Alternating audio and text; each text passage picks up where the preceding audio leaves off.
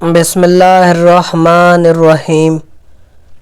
شعبان کا پہلا جمعہ باقی دنوں کا سردار ہے۔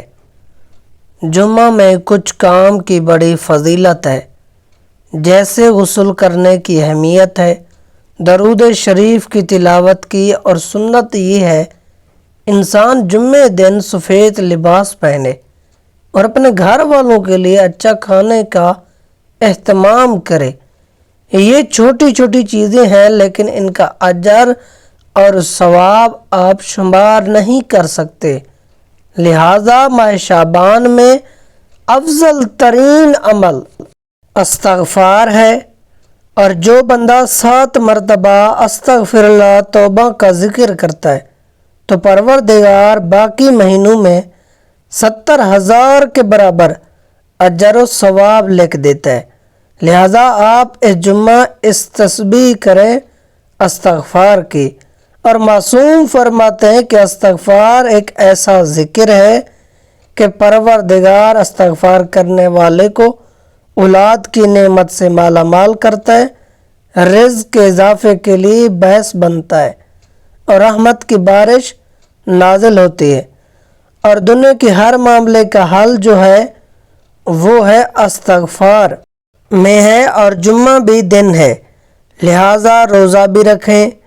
ماہ شعبان کی ایک روزے کا اجر بہشت ہے، کم نہیں ہے، لہذا یہ کام اس جمعہ کے دن ضرور کریں تو خداوند عالم ماہ شعبان کے جمعے کے صدقے پروردگار آپ کے لیے جنت کے سارے دروازے کھول دے گا۔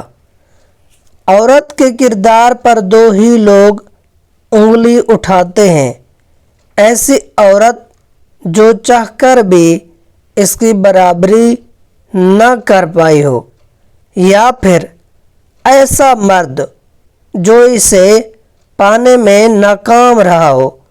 دنیا میں اتنی اچھی خوشبو کسی سے نہیں آتی جتنی اچھی خوشبو قرآن پاک کی ارواق سے آتی ہے، یعنی ورق سے آتی ہے۔